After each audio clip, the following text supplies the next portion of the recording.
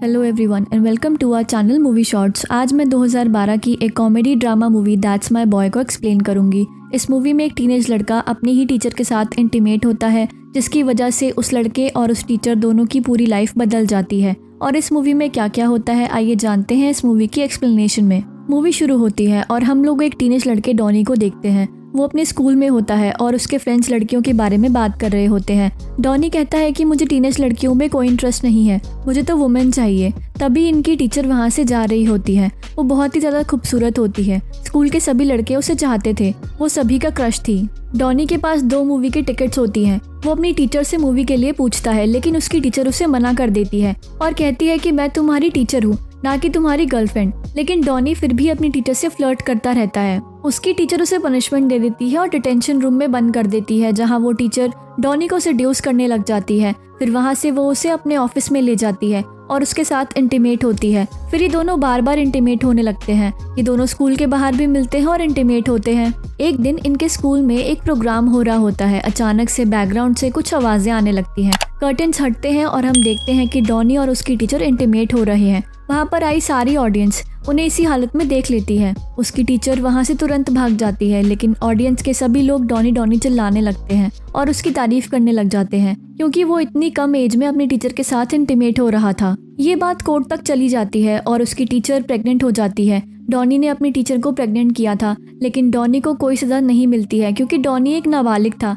और उसकी टीचर को 30 साल की जेल हो जाती है। और जब डॉनी 18 साल का हो जाएगा तो वो बच्चा उसे दे दिया जाएगा। फिर टीचर को जेल में डाल दिया जाता है। लेकिन दूसरी तरफ डॉनी इस कांड की वजह से बहुत ज़्यादा फेमस हो जाता है। बहुत से न्यूज़ चैनल्स उसका इंटरव्यू लेते हैं और वो बहुत से टीवी शोज़ में भी काम करता है, जिसके बदले में उसे बहुत सारे पैसे भी मिलते हैं। इसके बाद 28 साल बीत जाते हैं। इस टाइम डॉनी को शराब की लत लग रखी थी और अपना सारा कमाया हुआ पैसा वो ख़त्म कर चुका था। ऊपर से उसने इतने सालों से कोई टैक्स नहीं भरा था। उसको अगले हफ्ते तक $43,000 का टैक्स भरना होता है। अगर उसने ये टैक्स नहीं भरा तो उसे जेल हो जाएगी। उसका लॉयर उसे पूछता है कि तुम्हारा बेटा अभी कहाँ है, शायद वो तुम्हारी कुछ हेल्प कर सके। डॉनी कहता है कि मेरा बेटा मुझे बिल्कुल भी पसंद नहीं करता है। वो समाज को ये नहीं बताना चाहता है कि वो एक टीचर और एक स्टूडेंट का बेटा है, और इस बात से उसे बहुत शर्म आती है और उसने मुझसे अब कोई कनेक्शन नहीं रखा है। वो मेरी कोई हेल्प नहीं करेगा। फिर उसका लॉयर कहता है कि तुम इस साल के मैराथन में भाग रहे इस मोटे आदमी पर पैसे लगा दो।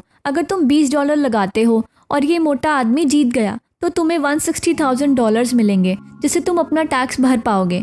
डॉनी ऐसा ही करता है और इस मोटे आदमी पर पैसे लगा देता है। लेकिन वो और भी पैसे कमाना चाहता था, इसलिए वो अपने एक पुराने प्रोड्यूसर के पास जाता है, लेकिन वो उसे काम देने से मना कर देता है, क्योंकि डॉनी पहले फेमस था और अब डॉनी को कोई भी नहीं जानता था। डॉनी उससे रिक्वेस्ट करता है। प्रोड्यूसर कहता है कि एक काम हो सकता है, अगर तुम अपनी टीचर और अपने बेटे के साथ मिलकर एक रीयूनियन करो तो मैं उस पर एक शो बना सकता हूँ और इसके बदले में मैं तुम्हें $50,000 दूंगा। डॉनी मान जाता है और अपने बेटे को ढूंढने लग जाता है। वो एक क्लब में बैठा होता है, जहाँ पर वो एक मैगजीन में अपने बेटे की फोटो देखता है। उसने अपना नाम बदलकर टॉड रख लिया था और सबको ये कहा था कि मेरे पेरेंट्स एक बॉम्ब ब्लास्ट में मर गए थे। उसकी अगले हफ्ते एक जेमी नाम की लड़की से शादी होने वाली होती है। इनकी वेडिंग टॉड के बॉस के घर पर होती है। डॉनी वहाँ चुपचाप चला जाता है। जब टॉड डॉनी को देखता है तो वो बहुत ही ज़्यादा घबरा जाता है। वो किसी को ये नहीं बताता कि डॉनी उसके रियल डैड हैं। वो कहता है कि डॉनी मेरा एक पुराना दोस्त है।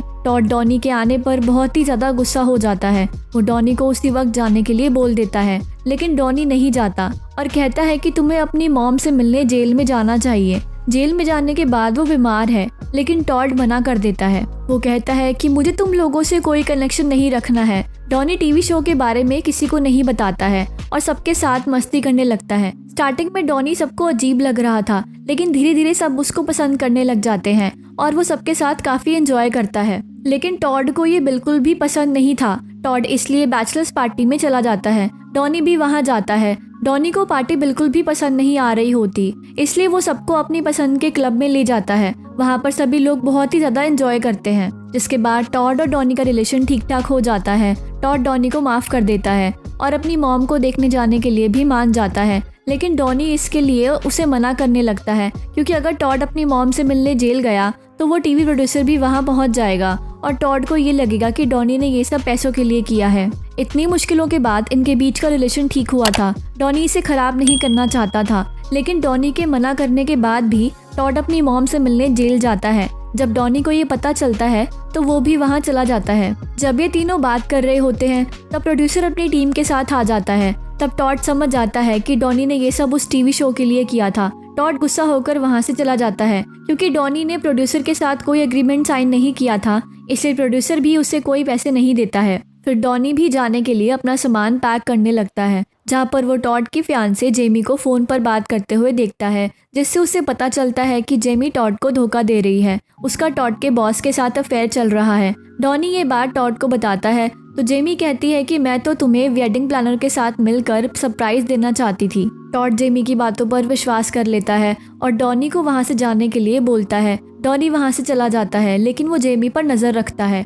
पार्टी के बाद जेमी एक होटल में जाती है और डॉनी उसका पीछा करता है, जहाँ पर जेमी और उसका भाई इंटीमेट हो रहे होते हैं। डॉनी ये देखकर शॉक हो जाता है। जेमी कहती है कि मैं और मेरा भाई कभी कभी इंटीमेट होते हैं, लेकिन हमारे पेरेंट्स को इसके बारे में नहीं पता। जेमी कहती है कि टॉड को भी प्रमोशन इसकी वजह से ही मिला था क्योंकि उसने टॉड के बॉस के साथ अफेयर रखा था। डॉनी कहता है कि मैं ये बात सबको बता दूंगा। जेमी उसे रोकने के लिए उसे $50,000 का ऑफर करती है। डॉनी वो पैसे लेकर वहाँ से चला जाता है, लेकिन घर जाकर उसे रियलाइज होता है कि वो पैसों के लिए अपने बेटे को धोखा नहीं दे सकता। वो टॉड को सब बताने का डिसाइड करता है। फिर वो टॉड की शादी में अपने कुछ दोस्तों के साथ जाता है और जेमी और उसके भाई के बारे में सबको बताने लगता है। जेमी भी इस बात को सबके सामने मान लेती है, इसलिए टॉड शादी रोक देता है। वो सबके सामने अपने डैड डॉनी को बुलाता है और उन्हें गले लगाता है। फिर ये लोग एक क्लब में जाते हैं। वहाँ टॉड कहता है कि मैं तुम्हारे सारे टैक्स भर दूंगा, लेकिन डॉनी मना कर देता है। तभी वहाँ डॉनी का लॉयर आता है और कहता है कि मैराथन चल रही है,